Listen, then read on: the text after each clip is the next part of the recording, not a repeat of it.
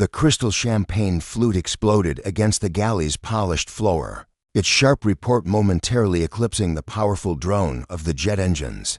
Alara, the head flight attendant for Zenith Air Flight 902, stood rigid, a contemptuous smirk etched onto her features, her perfectly manicured finger aimed accusingly at the passenger occupying seat 1A. "I warned you," Alara seethed, her tone laced with pure venom. "The premium cabin is reserved for our esteemed, paying clientele, individuals who truly belong here, not for someone of your caliber." Confident in her absolute authority, she reached for the intercom, ready to summon ground security. She remained oblivious to the elegant, dark smartphone clutched in the passenger's grip, or the ominous notification now blazing across its display, a digital harbinger that would irrevocably alter her entire existence in precisely 30 seconds. Alara wouldn't merely lose her position. Her career in the entire aviation sector would be irrevocably terminated. This is the gripping account of how unchecked hubris finally confronted its formidable adversary. Soaring at an altitude of 30,000 feet, the automated entrance to JFK's terminal 4 glided open, ushering in a wave of oppressive July humidity and a woman whose appearance suggested she'd just emerged from slumber, albeit a slumber enjoyed on Egyptian cotton within a luxurious penthouse commanding views of Central Park. Serafina subtly repositioned her expansive sunglasses. Her attire consisted of a charcoal-hued hoodie, seemingly well-worn, yet in reality, it was exquisite cashmere, meticulously crafted by an exclusive Italian design house operating without a public online presence. Her form-fitting leggings were from a renowned athletic brand. Her footwear consisted of rare, limited-edition designer sneakers, and her hair was gathered into an artfully disheveled bun that seemed to defy the laws of physics. For the casual observer, she might have appeared as a fatigued scholar or perhaps a dancer off-duty. However, to a discerning gaze, the platinum-tier credit card nestled within her phone cover and the understated shimmer of a prestigious Swiss timepiece on her wrist revealed a far more compelling narrative. The inclement weather outside hinted at a different reality, but no one at the Zenith Air check-in desk possessed such keen observation today. Serafina advanced towards the exclusive priority lane for first-class passengers. It lay completely vacant, an inviting path promising immediate access. To her left, the economy queue stretched endlessly back towards the terminal entrance, a slow-moving current of weary families and visibly strained corporate travelers. "Pardon me, madam," a sharp voice abruptly interjected. Serafina halted, her gaze sweeping her surroundings. A man, clad in a distinctive blue Zenith Air vest and clutching a clipboard, deliberately positioned himself directly in her way. His identification badge displayed the name Jax. His eyes weren't directed at her countenance. Instead, they were fixed dismissively on her casual hoodie. "The standard queue commences further back," Jax stated, gesturing with a thumb over his shoulder, pointedly avoiding her gaze. "This exclusive lane is strictly reserved for premium cabin travelers, those holding elite status and higher." "I am aware," Serafina replied, her voice a composed, resonant contralto, accustomed to effortlessly commanding attention in high-stakes corporate settings. "I am booked on the London flight, occupying seat 1A. Jax emitted a brief, disbelieving scoff. He subjected her to a deliberate, head-to-toe scrutiny, overtly assessing her unconventional ensemble. "Seat 1A, listen, darling. Complimentary upgrades aren't granted in such a manner. You cannot simply occupy the premium queue and expect a miraculous outcome. Kindly step aside. You are impeding the passage of our genuine priority clientele." Directly behind Serafina, a man impeccably dressed in a custom-tailored navy suit cleared his throat with an air of impatience. He was effortlessly maneuvering a high-end travel case, while conspicuously glancing at his luxury Swiss watch. "Is there an issue unfolding here?" he inquired, his voice sharp and authoritative. Jax's entire demeanor instantly transformed, shifting from aggressive guardian to fawning subservience. "My sincerest apologies, Mr. Sterling. Merely tidying up a minor obstruction. Please, proceed directly." He deferentially guided the impeccably dressed gentleman past Serafina, effectively pushing her aside with a dismissive gesture. Serafina felt the familiar, unwelcome flush of indignation creeping up her neck. This was far from the initial instance of her being so casually disregarded, and she knew it wouldn't be the final one. Yet, this particular day carried an undeniable, distinct significance. This day, she transcended her usual identity as Vivian Loren, the renowned tech mogul and generous philanthropist. Today, she stood as the freshly installed CEO of the formidable holding company, the very entity that had seized control of Aura Airways a mere 2 days prior. The monumental acquisition had been sealed behind closed doors in Geneva, a clandestine affair. Officially, the world wouldn't learn of it until the press release broke tomorrow morning. She held dominion over Kyle's uniform vest, his very clipboard, and even the ground beneath his feet. "I possess a valid boarding pass," Vivian declared, deliberately re-entering the queue and obstructing Mr. Wentworth's passage. She produced her smartphone, presenting the QR code with an air of challenge. "Scan it."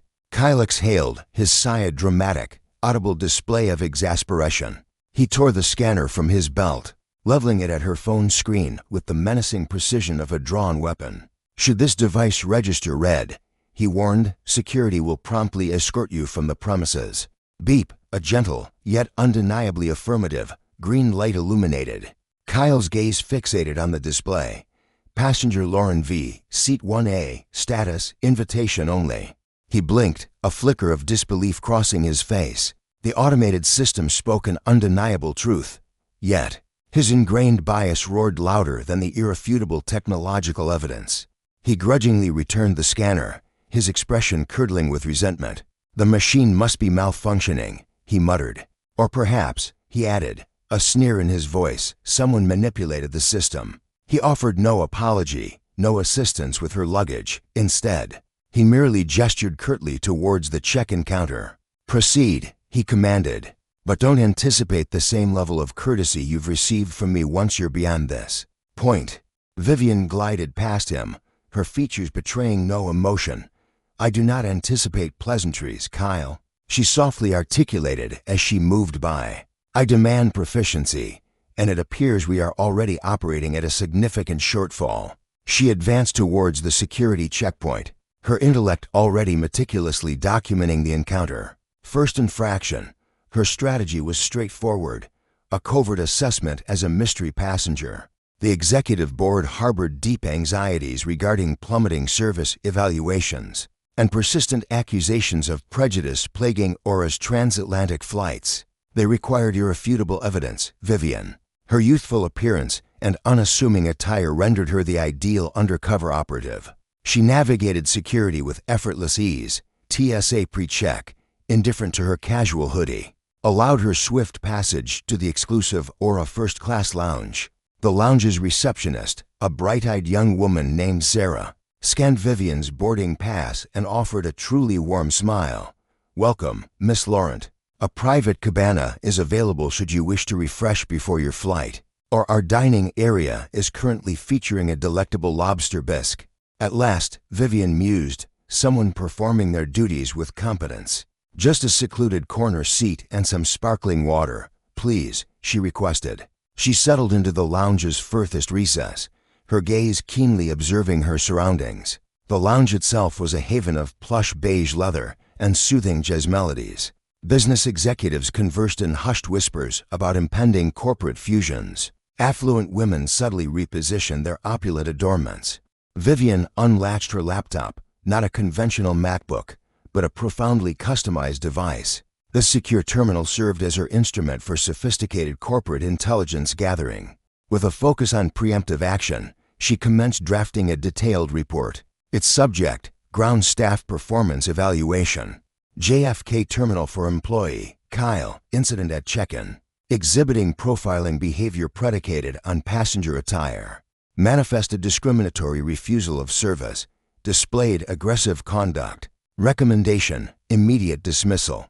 She pressed save, one objective accomplished. However, the true crucible of her mission awaited within the flight experience itself. Aura Airways boasted extensively about its skies of gold service. The cabin crew assigned to the London route was purportedly the pinnacle of their operational excellence. The elite of the elite, A crisp announcement resonated through the cabin speakers. "Attention, passengers, Aura Airways Flight 902, bound for London Heathrow, is now commencing boarding. First-class travelers are invited to proceed to Gate B12. Alara snapped her laptop shut. A slow, deliberate breath filled her lungs. A premonition settled over her. The real turbulence would begin long before the aircraft left the ground. The jet bridge offered a cool, sterile embrace, a blend of aviation fuel and recirculated air. Alara descended the gentle slope. Her pulse remained a steady rhythm, yet every one of her senses was acutely sharpened. Just ahead, Mr. Sterling, the familiar face from the check-in queue, strode forward.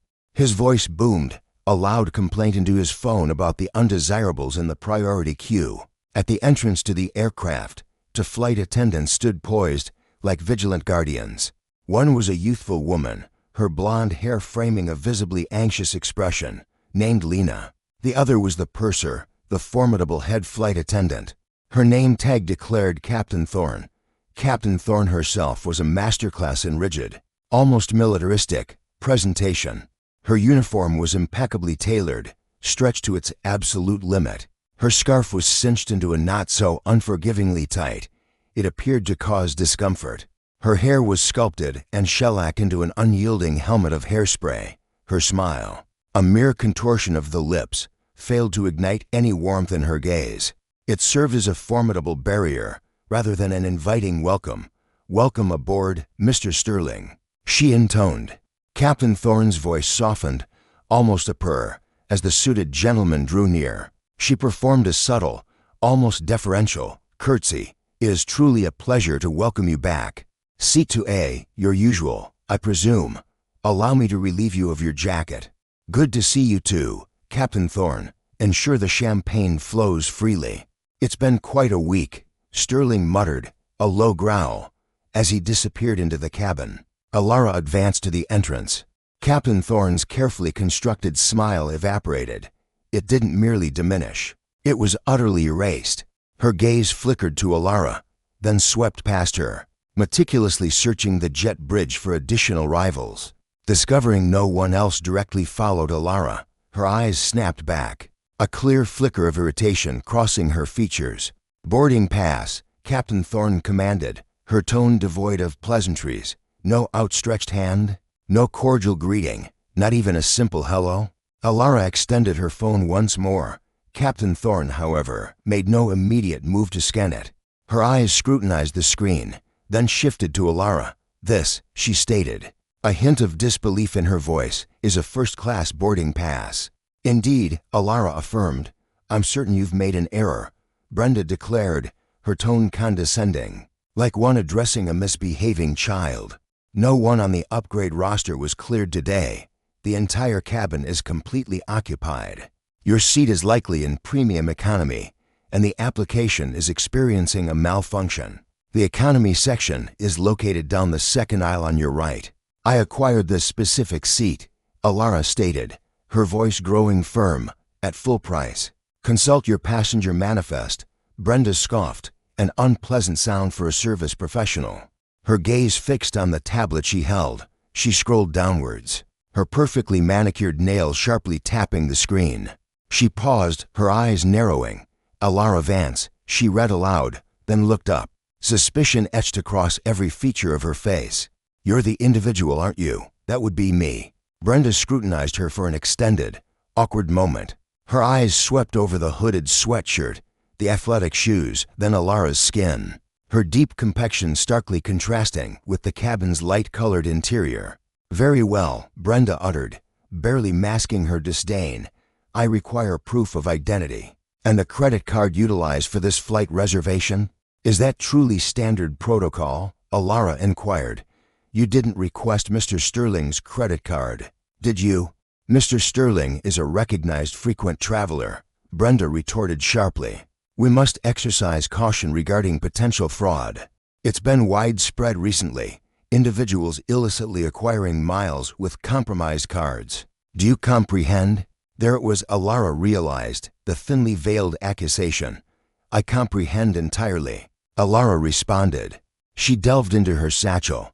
She had the option, to present her exclusive black card or her official corporate identification. Instead, she retrieved her passport and presented it open. Brenda seized it, meticulously examining the photograph, then comparing it to Alara's face. She rapidly turned the pages, observing entry stamps from Tokyo, Dubai, Singapore, and Zurich. This discovery appeared to intensify her irritation. A woman of her appearance shouldn't be journeying so extensively. Fine, Brenda conceded, thrusting the passport back. Your seat is 1A, to the left. Endeavor not to disturb the other travelers. Their purpose here is repose. Alara retrieved her passport. I shall make every effort, she stated, then proceeded into the opulent first-class cabin. The interior was breathtaking, a true haven of rich walnut and luxurious cream leather. Only 8 exclusive suites existed. Seat 1A was the most coveted position, a secluded sanctuary complete with sliding privacy doors. As she carefully placed her compact bag in the overhead compartment, she sensed a gaze upon her. Mr. Sterling was observing her intently from seat 2A, directly across the passageway. Unacceptable, a voice grumbled, clearly audible to her. The quality of service has truly plummeted. Alara settled into the luxurious leather seat, then deliberately pressed the control to gently tilt it back. Moments later, Lyra, the junior cabin crew member, materialized with a tray of welcome beverages. Her expression was visibly shaken. Sparkling wine, madam, or perhaps some citrus juice. Sparkling wine would be delightful. Thank you, Alara responded, offering a reassuring smile to calm the young attendant. As Lyra reached for an elegant glass flute, a sharp, commanding voice, Lyra, cracked from the galley like a whip. Get over here, immediately. Lyra instantly froze, her hand visibly shaking. She cast an apologetic glance towards Alara before rushing back to the galley. Alara subtly shifted forward, her senses acutely tuned. The galley's privacy curtain remained imperfectly drawn. What exactly do you believe you're accomplishing? Captain Thorne seethed, while distributing the pre-flight refreshments. Captain Thorne, as per protocol, do not squander the premium champagne on her. Captain Thorne murmured, yet the aircraft's acoustics flawlessly transmitted every word to seat 1A. She likely acquired that seat with a fraudulent payment method. The anti-fraud department will undoubtedly remove her before we even begin to taxi. Simply provide her with water or juice. Reserve the premium vintage for our genuine clientele. She may be in 1A, but you will follow my directives, Lyra. I am in command of this cabin. If you wish to retain your employment, you will cease challenging my authority. Alara leaned back, a chilling smirk playing on her mouth. Alara retrieved her mobile device once more, accessing the secure communication application. The recipient, Board of Directors, Urgent Response Team, from Alara Vance. A critical systemic issue has been identified aboard Flight 902, commencing Protocol Phase 2. Ensure the flight crew does not depart the gate until my explicit authorization. Alara lowered her device. Lyra reappeared shortly thereafter, clutching a simple plastic cup containing orange juice. Her expression suggested she was on the verge of tears. Here you are, madam. We've temporarily run out of sparkling wine, just cooling additional bottles.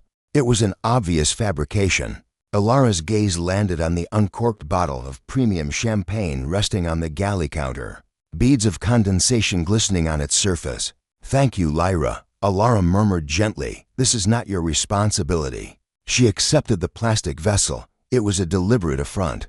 Within a cabin where fares commanded a staggering $12,000, presenting a beverage in plastic while others enjoyed crystal was nothing short of a declaration of conflict. Mr. Sterling, lazily sipping from his elegant crystal flute, offered her a condescending smirk. A rather parched journey, wouldn't you say? He inquired. Something along those lines, Alara responded coolly. She glanced at her timepiece. Merely 10 minutes remained until departure. The aircraft doors were on the verge of sealing shut. The elaborate snare was now perfectly laid. All that remained was for Captain Thorne to step directly into the meticulously prepared ambush. The plane began its slow retreat from the terminal gate. The deep thrum of the powerful engines resonated through the cabin floor. Typically, the first-class compartment exuded an ambience of subdued expectation and opulent comfort. This day, however, the atmosphere surrounding Seat 1A was palpably dense with unspoken strain. Alara observed the mandatory safety briefing video unfolding on her personal display. Her face remained an enigma behind dark lenses, a fleeting moment, as she polished them. Unveiled eyes that were piercing, scrutinizing, and utterly fearless. With the aircraft's deliberate crawl towards the tarmac, Evelyn commenced her circuit, gathering meal preferences for the upcoming post-departure service. She glided with a hunter's elegance, her digital pad clutched close. She paused at Seat 2A. "Mr. Sterling," she murmured, her voice a low caress, as she leaned near, allowing her potent, floral fragrance to drift across the cabin.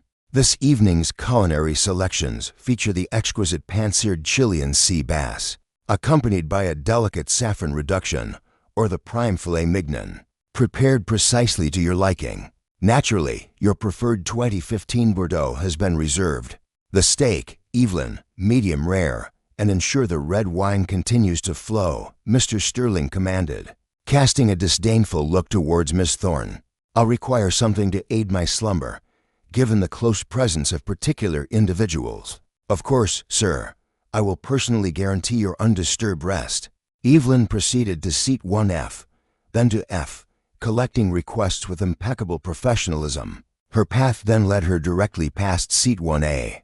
Without a halt, without a moment's hesitation, she continued her stride directly towards the galley. Miss Thorne activated the call button. A gentle chime resonated, piercing the cabin's hushed tranquility. Evelyn became rigid, her shoulders tensing. She pivoted, her movement deliberately slow. Her features settled into a facade of irritated composure. She returned to Mr. Hayes, remaining in the aisle, gazing down rather than stepping into the suite. "Is there an emergency?" Evelyn inquired, her tone sharp. "You neglected to take my dinner order," Miss Thorne stated, utterly composed. Evelyn expelled a brief, disbelieving gasp. "Oh, I simply presumed you wouldn't be dining." "And why, pray tell, would you make such an assumption on a 7-hour journey?" Evelyn's voice dropped to a hushed, venomous whisper as she leaned closer, a conspiratorial malice in her eyes. "Typically, when passengers secure upgrades at the 11th hour or obtain their tickets via unconventional channels, the catering provisions remain unadjusted. Our gourmet meal supply is strictly allocated for the manifest confirmed a full 24 hours prior. I can hardly reassign Mr. Sterling's steak to you, can I? I secured this reservation 3 days ago," Miss Thorne asserted, her lie delivered with effortless grace. In truth, her booking was made just that morning, yet as the airline's proprietor, her preference profile was intrinsically coded to supersede all inventory limitations. "My profile explicitly specifies the vegan selection. There are no vegan options remaining," Evelyn declared, without even glancing at her tablet. "I could offer you some crackers from the snack assortment. Alternatively, perhaps an economy meal, chicken or pasta, might be available, though you'd need to await the completion of the primary service. My priority lies with our full-fare clientele." "I am a full-fare guest," Miss Thorne reiterated, her voice deepening ominously, laced with a sudden, perilous edge. "And I am fully aware that Aura Airways maintains to reserve first-class meals for either crew provision or unforeseen exigencies on every transatlantic journey. Regulation 1-4B of the service guide." Alara's gaze sharpened. She hadn't anticipated the traveler citing the rulebook, yet her haughtiness swiftly eclipsed her prudence. "Regulation 1-4B," Alara sneered, "is applicable solely to paying patrons. Regarding staff provisions, those are reserved for the working personnel. I will not surrender my designated break meal for your benefit." She stood taller, meticulously smoothing her uniform skirt. "You may have crackers or nothing at all. The decision is yours. And remove those dark glasses. The cabin is dim, and they cast an air of suspicion upon you." "I shall await," Serafina declared, "for the resolution, the ultimate resolution." Alara's brow furrowed. "The result of this particular service," Serafina elucidated. "You are free to depart." Alara seethed at the abrupt dismissal. Alara fixed Serafina with an intense stare for another fleeting moment, then pivoted sharply and strode towards the galley. Serafina distinctly heard her voice, boisterous and full of grievances, addressing Anya. Can you fathom such audacity? Citing Regulation 1 for B. She likely once cleaned aircraft or performed similar tasks. That must be how she acquired such knowledge. Keep a vigilant watch on her, Anya. I forbid her from roaming freely throughout the cabin. Serafina retrieved her mobile device. The aircraft was still maneuvering on the ground, yet the wireless internet connection was already operational. She accessed the confidential Aura Airways Human Resources portal. She possessed full administrative privileges. She proceeded to locate the personnel dossier belonging to Alara Vane. Her employment commenced on August 2, 2012, with performance evaluations yielding varied results. While she consistently received high commendations for promptness, numerous grievances cited her demeanor and patronizing behavior, noted by economy-class travelers, yet no action was ever taken. Serafina activated the modification feature. She refrained from immediate termination. Instead, she merely appended a critical annotation to the active record. Subject is demonstrably infringing upon the Code of Conduct, specifically Section 4 concerning discrimination and Section 7 regarding theft of service.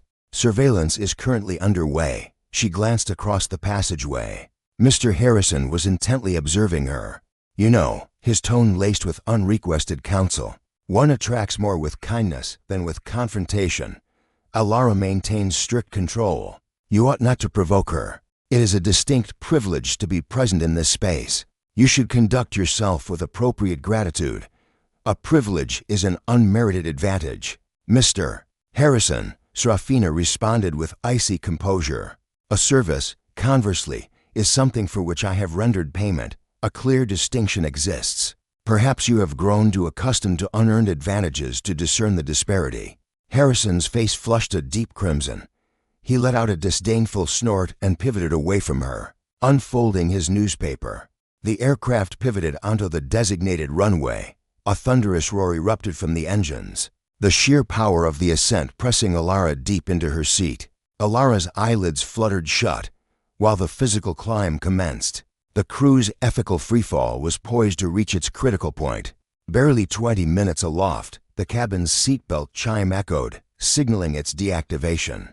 Immediately, a flurry of activity began. The comforting aroma of toasted nuts and freshly baked bread permeated the atmosphere. Yet, these inviting fragrances were conspicuously missing from Alara's tray table, which stayed stubbornly locked and bare. Lena, the junior cabin crew member, rushed by, clutching a basket of warm towels. Lena's gaze flickered to Alara, then darted towards the galley where Thorne observed with predatory intensity. Lena gnawed at her lip, her eyes silently begging for absolution. As she bypassed seat 1A without extending the courtesy of a towel, Alara registered the slight, complicity born of silence. Her mind echoed, fear may be a motive, but it is never a justification. Then the inevitable occurred. Mr. Sterling rose from his seat, intending to visit the lavatory. He instinctively patted his jacket, then his trousers, a furrow deepening on his brow. His search extended to the seat's side compartment, followed by a frantic rearrangement of cushions. His actions grew increasingly desperate. Thorne, he bellowed, his voice sharp with alarm. Thorne materialized beside him instantly. Mr. Sterling, what seems to be the trouble? My timepiece, he stammered, his voice escalating into a frantic pitch. My Patek Philippe. I removed it immediately after liftoff, seeking comfort. I placed it precisely here, on the central console. It's vanished. A chilling hush descended upon the cabin. A Patek Philippe could command a price ranging from $50,000 to $500,000. This was no mere adornment. It represented a substantial fortune. Thorne's complexion drained of color, then hardened into a mask of resolve. Are you absolutely certain, sir? Absolutely certain, he retorted, jabbing a finger towards the compact cocktail table. The small surface delineated his private suite from the main aisle. Thorne's head whipped around, her eyes locking onto Alara. Alara remained motionless, engrossed in a book on her tablet, yet she acutely sensed the piercing stare. Alara lifted her gaze. It was undeniably her. It's her, Mr. Sterling declared, his finger trembling as he pointed across the aisle. She's the sole individual who has approached my vicinity. I witnessed her scrutinizing it intently just moments ago. "I have not once vacated my seat," Alara stated with unwavering composure, "and the aisle itself spans a full 3 feet." Thorne, with grim determination, strode towards seat 1A. The facade of helpfulness vanished entirely. She had transformed into an enforcer. "Rise," Elena commanded. "Pardon me, but you must stand." Elena's voice resonated, causing passengers in the third and fourth rows to strain their necks, looking. "Mr. Sterling reports a valuable possession is gone. You are the sole individual in a position to have acquired it. I must inspect your seat and your belongings." "You possess absolutely no right to search my person," Miss Thorne declared, her tone chillingly cold. "Such matters fall under the jurisdiction of law enforcement. Should you accuse me of larceny, be ready to face the severe legal repercussions of your error. As the lead flight attendant on this aircraft, I oversee cabin security. A pilferer poses a direct threat to safety," Elena asserted, improvising wildly, desperate to appease her influential passenger. "Now divest yourself of your pocket contents and that hooded garment, then hand over your bag." "Absolutely not," Miss Thorne replied. "Should you refuse to comply," Elena warned, "I will instruct the captain to have you restrained. We carry restraints for disruptive travelers. Do you wish to disembark in London in shackles, or would you prefer to return the timepiece now? And perhaps we will forego pressing charges?" "I do not possess the watch, Elena, you deceiver," Mr. Sterling roared. "She has it. Observe her. She likely engages in this as a profession, orchestrating airport cons. She muscled her way into the priority queue, then onto the aircraft, and now she's plundering our possessions." Elena extended her arm, seizing Miss Thorne's handbag from the already open overhead compartment. "Do not lay a hand on that," Miss Thorne commanded. It was not a request. It was an absolute directive. Elena disregarded the warning. She appended the bag's contents directly onto Miss Thorne's lap. A portable computer, a power adapter, a compact cosmetic set, and a billfold tumbled forth. "No timepiece. It's concealed within her pockets," Elena spat. "Sarah, summon the captain. Inform him we face a level to security incident, larceny and insubordination."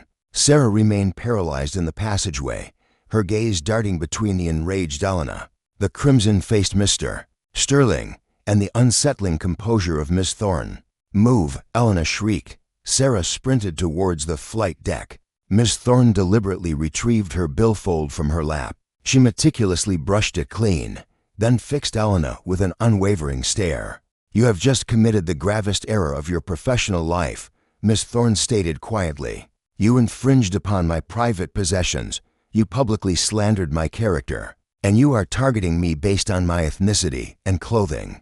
I am profiling you based on your conduct," Elena roared. "You are out of place here." Abruptly, the cabin intercom sputtered to life. "Esteemed passengers, this is your captain addressing you." The voice was profound and solemn. "We have received intelligence of an unrest in the forward section of the aircraft. I request that all individuals remain securely seated with their safety belts fastened." The aircraft neither tilted nor lost altitude, yet the atmosphere undeniably changed. The situation was grave. Miss Thorne retrieved her mobile device.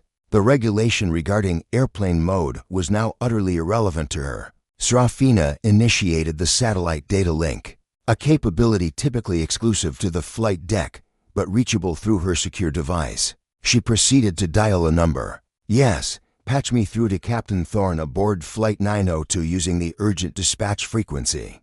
Authorization code, Echo Sierra 11. Override his current actions." Alara fixed her gaze on Srafina. "Who are you communicating with? Disconnect that device immediately. That constitutes a federal crime." Srafina paid no mind to Alara. After a brief 3-second pause, the cabin's internal communication system disengaged. However, the galley phone, the very intercom pilots utilized to communicate with the crew, blared with 5 distinct, urgent rings. It was the unmistakable emergency signal. Alara appeared bewildered. Her gaze shifted from the ringing phone to Srafina. "Respond to it." "Alara," Srafina instructed. Alara paused momentarily, then approached the wall-mounted unit and lifted the handset. "Cabin crew, Alara here."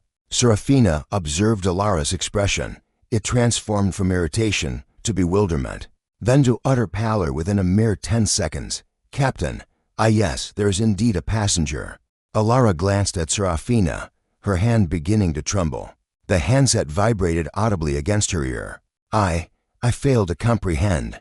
She's seated directly here. She's dressed in a hooded top." Alara listened for another brief moment.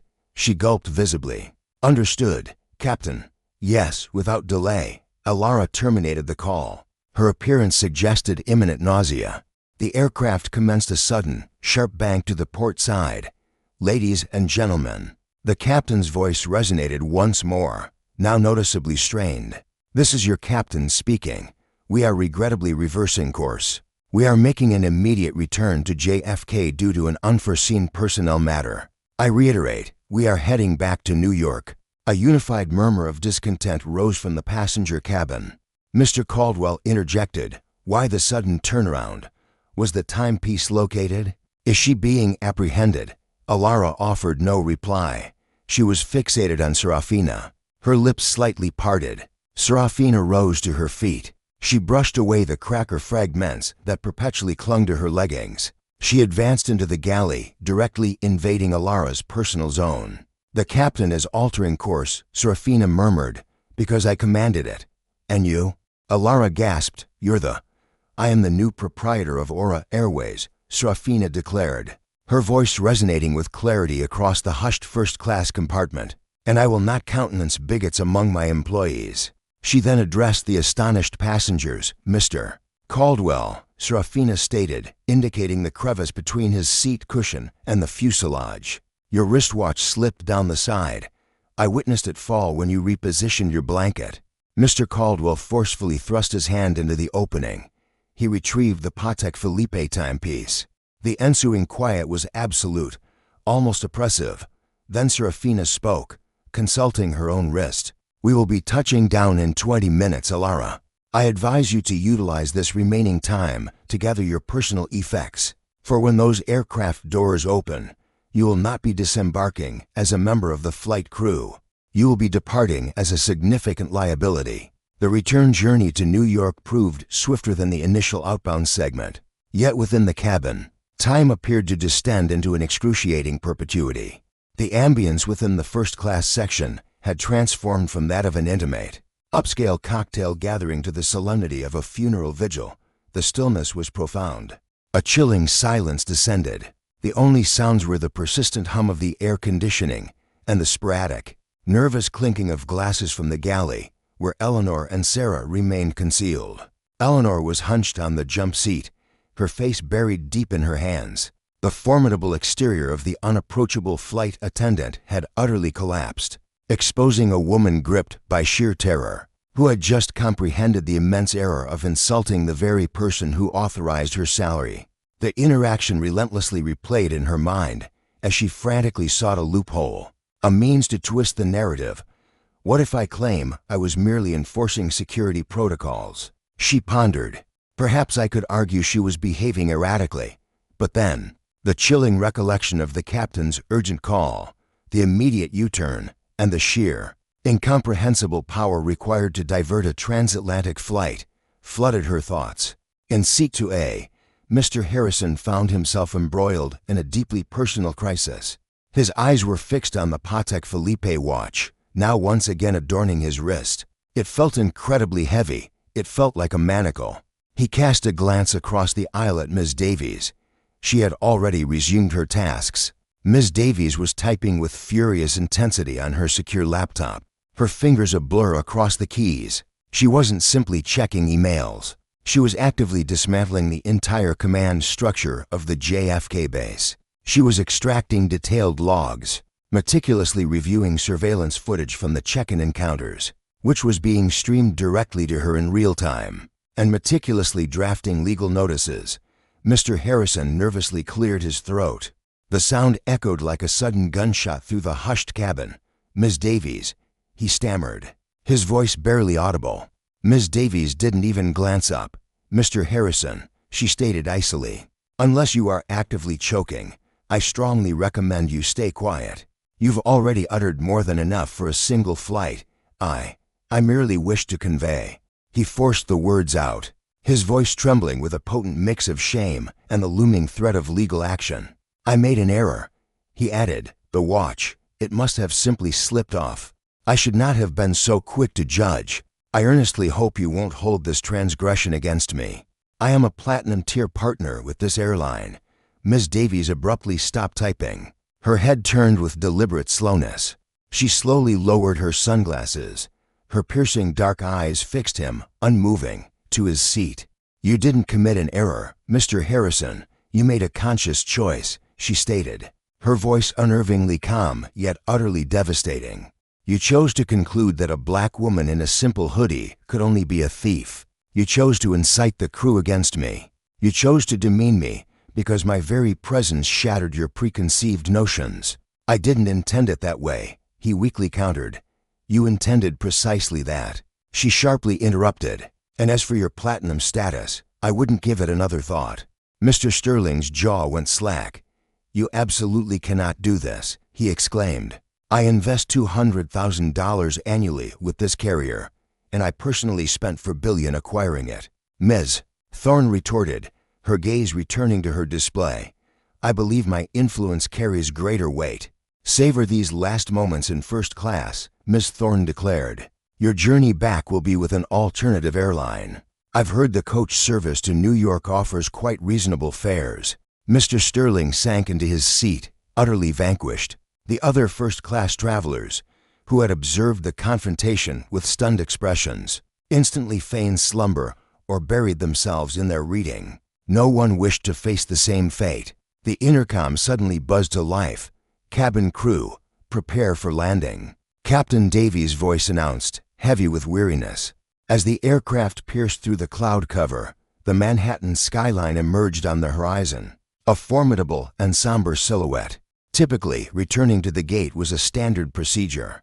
But the moment the plane's wheels met the tarmac, passengers sensed an anomaly. They weren't heading towards a conventional gate. Instead, they were guided to an isolated stand, far removed from the main terminal, and a glance out the window revealed the reason. A procession of dark SUVs stood poised on the tarmac. Beside them, to Port Authority police vehicles pulsed with silently flashing lights. Arrayed before the vehicles was an assembly of individuals in impeccably tailored business attire, their expressions grim and resolute. Ms. Hayes cautiously peered through the small window in the galley door. A chill shot through her veins. She instantly identified the woman leading the contingent. Below, on the ground, stood Director Blackwood, the global head of human resources for Aura Airways. This was a figure notoriously dubbed the Grim Reaper by the staff, appearing exclusively for widespread redundancies or high-level dismissals. "Oh God, Ms. Hayes breathed, a terrified whisper. "Blackwood is here." Ms. Evans wept in silence, her voice barely audible. "What are we to do, Ms. Hayes?" Ms. Hayes retorted sharply, silence, though the command lacked any genuine anger. "Adjust your scarf, maintain your posture, and refute every accusation," Ms. Hayes instructed. "It's her testimony versus ours. We are entitled to union representation." The aircraft settled to a complete stop, its engines gradually powering down, and the fastened seatbelt indicator extinguished. Ordinarily, a scramble for luggage would ensue, but on this day, not a single person stirred. The occupants felt as though they were spectators in an unfolding drama, eager to witness its conclusion. The forward cabin door swung open. Captain Davies emerged from the flight deck. His gaze swept over Ms. Hayes, then settled intently on Miss Thorne. Uttering no words to his crew, he proceeded directly to Miss Thorne's seat. "Miss Thorne," Captain Davies stated, doffing his cap, "our destination has been reached. The airstairs are now in place. Director Blackwood awaits your presence." Miss Thorne released her seatbelt. Rising to her feet, she extended her limbs. She retrieved her carry-on, the very one Ms. Hayes had emptied. "My gratitude, Captain," she acknowledged. "Your piloting was exemplary. I reviewed the cockpit voice recorder data during our return. You attempted to challenge Ms. Hayes' threat assessment 3 separate times before she fabricated details regarding my conduct. You are absolved." Captain Davies exhaled slowly, a breath he appeared to have held for an eternity. "Thank you, Mum," he replied. Miss Thorne then pivoted towards the galley. Ms. Hayes, Ms. Evans, collect your belongings. You're accompanying me. We have post-flight inspections to conduct. Ms. Hayes attempted to protest, clutching at protocol as if it were a lifeline. No, Ms. Thorne. She insisted, you cannot, for you are no longer assigned to this aircraft. Depart. She advanced towards the gaping doorway, the crisp New York breeze caressing her skin. As she emerged onto the metallic steps, a flurry of camera flashes erupted. Inside the terminal, travelers and ground personnel alike captured the scene. The Sovereign had returned to her domain, and retribution was imminent. A sharp wind swept across the airfield, causing Vivian's hooded garment to billow round her as she descended. Even in her informal wear, her presence commanded more respect than any executive in formal attire. Director Graves, a towering figure with steely gray hair and spectacles sharp enough to cleave crystal, advanced. She was accompanied by two imposing corporate security agents. Ms. Laurent, Graves stated, offering her hand, your data submission has been received. The files have already been thoroughly reviewed. Excellent, Vivian replied, her handshake resolute. Let's conclude this matter swiftly. I have a board meeting scheduled for 4 o'clock. Trailing behind Vivian, Meredith and Chloe awkwardly descended the steps, appearing diminutive and vulnerable on the expansive tarmac. Director Graves, Meredith stammered, her voice trembling. I can clarify. There was a safety issue concerning a passenger who— Enough, Meredith, Graves interjected. Her tone devoid of emotion, she presented a tablet. Ms. Laurent provided us with the cabin's audio recording. We have reviewed every detail, the denial of service, the discriminatory profiling, the baseless accusation of larceny, the deceit presented to the captain. Meredith's expression collapsed, but she was dressed in a hooded sweatshirt. She appeared to be a patron. Graves cut her off, a customer who funds your livelihood, or more accurately, used to fund it. Graves gestured to the security personnel. One officer advanced, carrying a plastic receptacle. Meredith Vane, Graves declared with solemnity, her voice piercing through the blustery wind.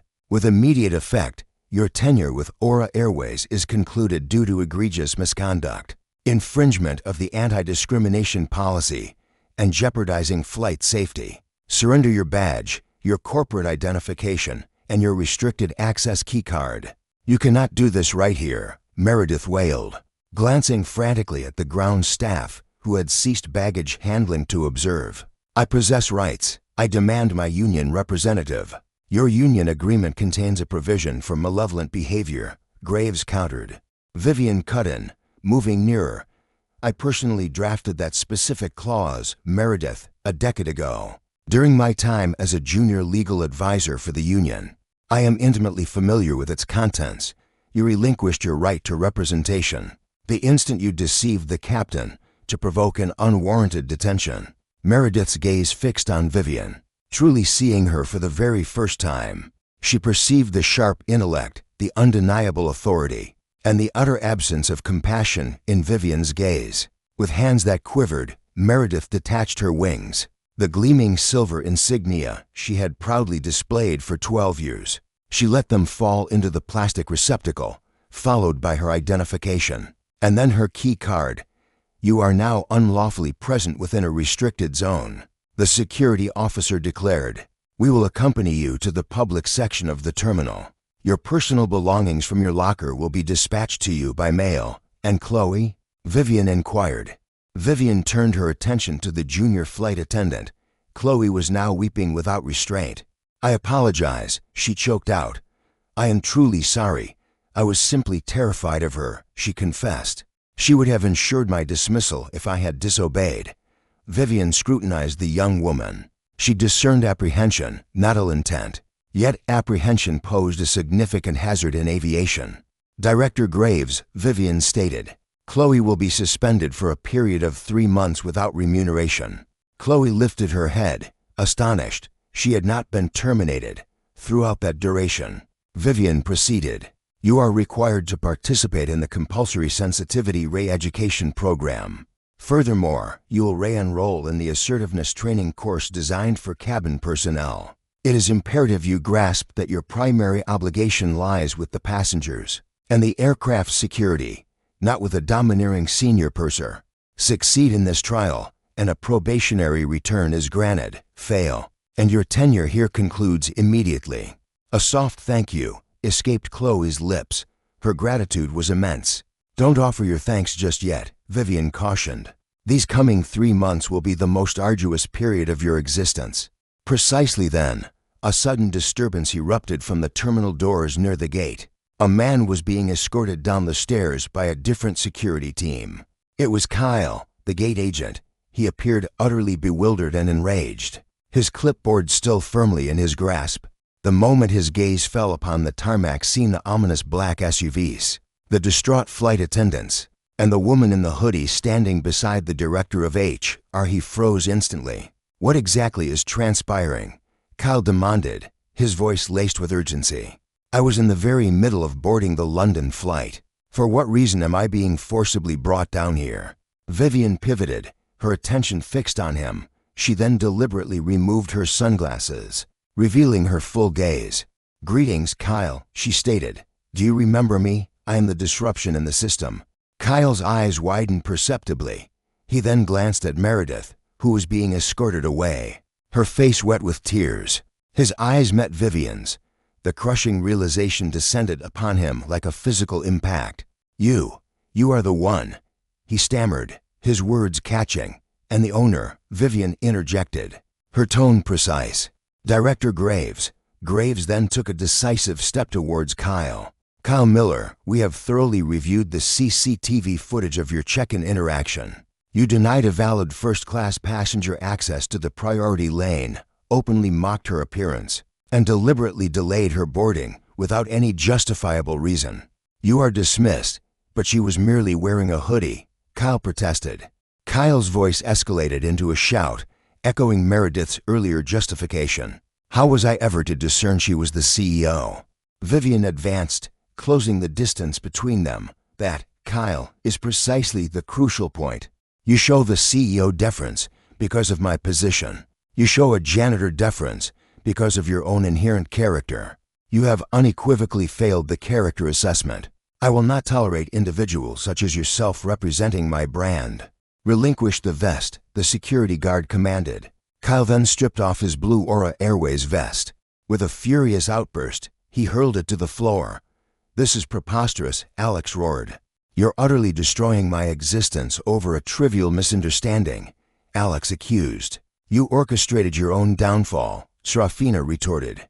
The documents are officially signed. As security personnel led Alex and Chloe away, a prolonged, mortifying procession towards the terminal exit began. Under the scrutinizing gaze of passengers peering from the windows, Srafina's attention shifted back to the aircraft. Mr. Thorne remained frozen at the top of the boarding stairs, clutching his bag, his face etched with sheer terror at the prospect of descending. Mr. Thorne, Srafina's voice cut through the air. Your transport awaits. A standard airport shuttle, a stark contrast to the opulent SUVs, had now arrived. Director Sterling, Srafina addressed him. See to it that Mr. Thorne is escorted directly to the curb, and ensure his name is red-flagged within the Alliance network. I forbid him from ever flying with any of our affiliated carriers. It shall be handled, Ms. Vance.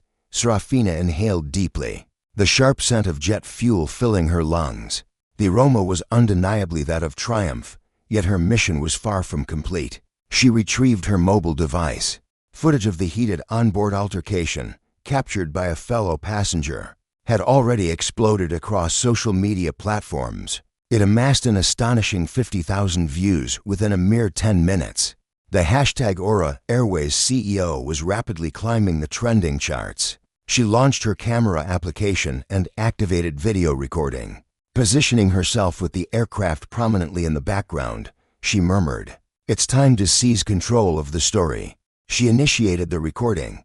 Greetings, everyone. I am Srafina Vance. I am the newly appointed proprietor of Aura Airways. You may have encountered a viral video depicting an unfortunate incident aboard Flight 902 earlier today. Let me be unequivocally clear, under my stewardship, Aura Airways shall embody a sanctuary of respect and dignity for all. The flight crew implicated in the event have been summarily dismissed.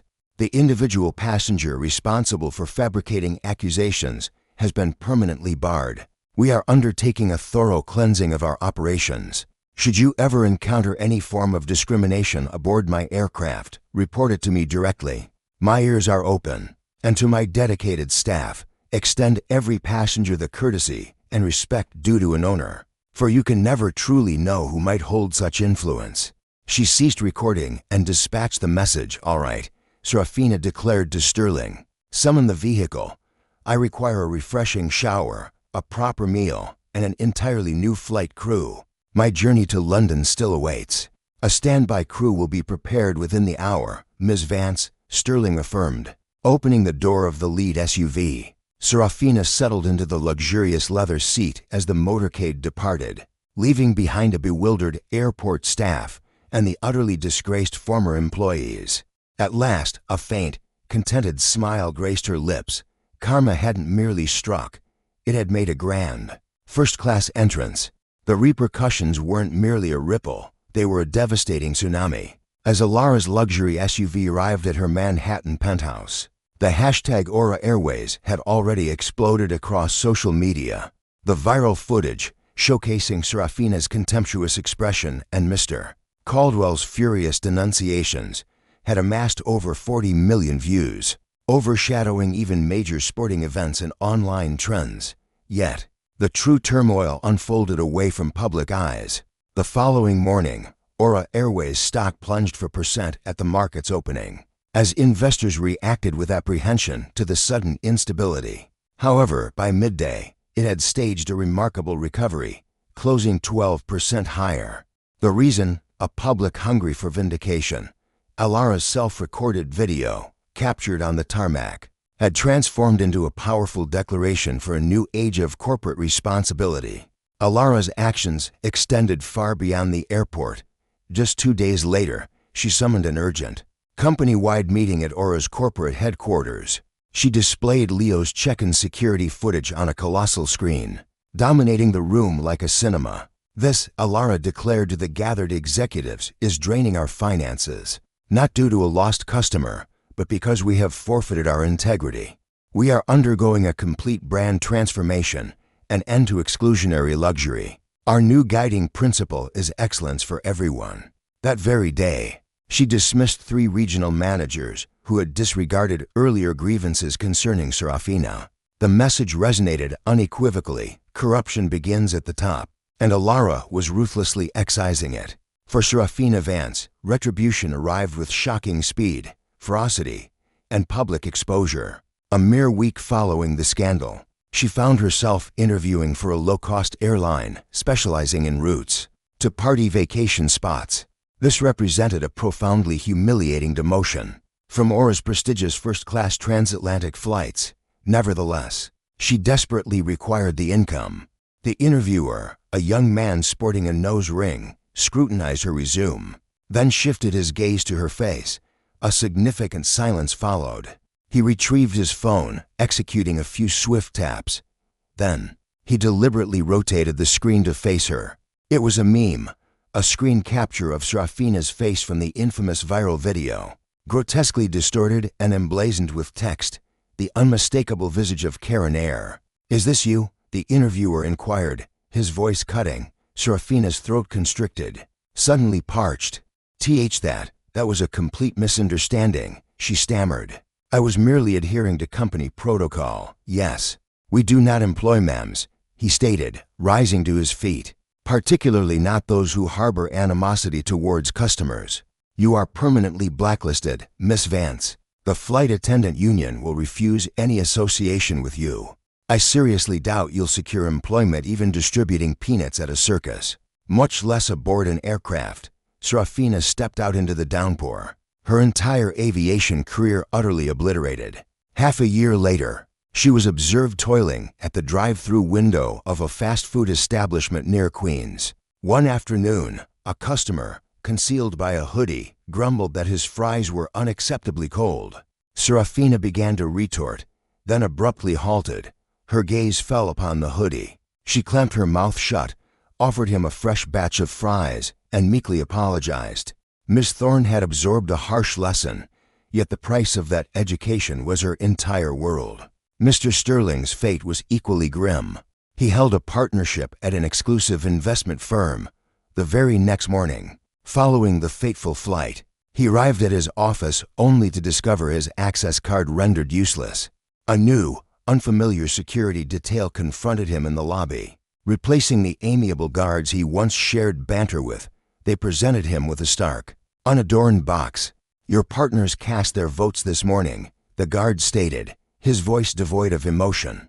"They are initiating a forced buyout of your stake. Refer to Clause 7 of your partnership agreement, reputational damage to the firm." The guard continued, "No investor will entrust their capital to the individual who attempted to have a black CEO unjustly apprehended for a watch he himself misplaced. I will sue, Mr. Sterling roared, his complexion flaring into a furious crimson.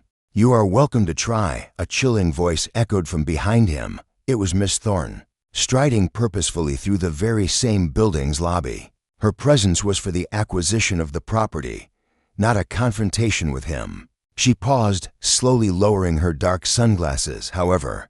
"I possess an arsenal of exceptional legal minds, Mr. Sterling," she declared, "and I hold the irrefutable video evidence. Furthermore, I command the unwavering support of the public. Should you pursue legal action, I shall launch a countersuit for defamation, and I will seize every last remnant of your assets to endow a scholarship fund for aspiring pilots from disadvantaged backgrounds. Return to your residence."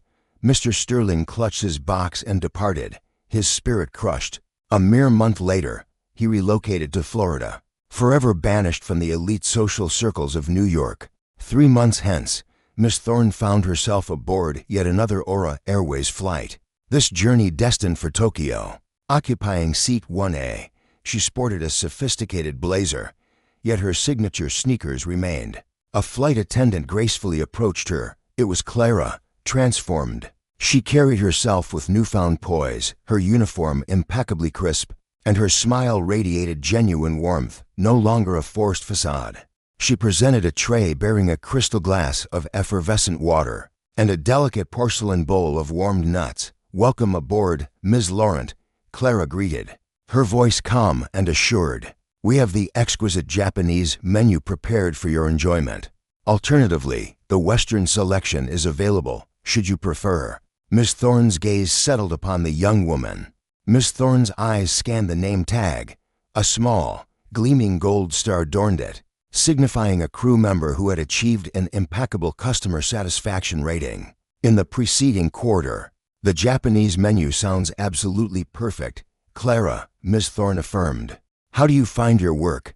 "It demands considerable effort," Clara conceded. "Yet the intrinsic satisfaction is far greater. We've ceased the practice of profiling. Our sole focus is now service. It's truly astonishing how much more gracious passengers become when they are first treated with fundamental human dignity." "Excellent," Miss Thorne responded, a subtle nod accompanying her words. She then raised her crystal glass in a silent toast. "Proceed," as the aircraft majestically ascended, piercing the cloud cover and soaring into the golden luminescence of the stratosphere. Miss Thorne gazed reflectively out the window, her thoughts drifting to Kevin, to Maya, and to Mr. Sterling. Their entire existence had been constructed upon the flawed premise that they were the ultimate gatekeepers, empowered to dictate who was worthy and who was to be excluded. They tragically overlooked the fundamental law of physics: what ascends inevitably descends.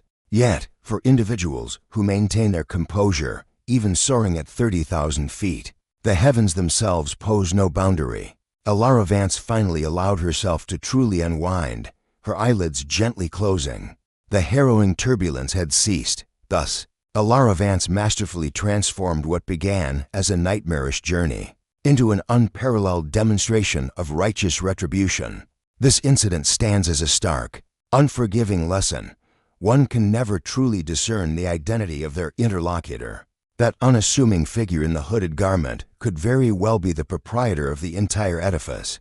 The reserved individual occupying the corner seat might, in fact, hold the reins of your professional destiny.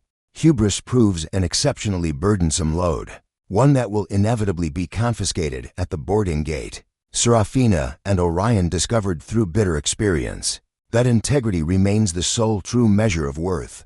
Should this narrative of soaring justice and immediate retribution have captivated you, we implore you to obliterate that like button. Your engagement is crucial for the channel's expansion. Ensure you disseminate this video to anyone requiring a poignant reminder of compassion, and activate the subscription bell to guarantee you never overlook another compelling tale. Next week, prepare for an astonishing saga involving a landlord's attempt to dispossess a tenant, only to confront the revelation that the tenant held the very mortgage. This is an event you absolutely cannot afford to miss. We extend our gratitude for your viewership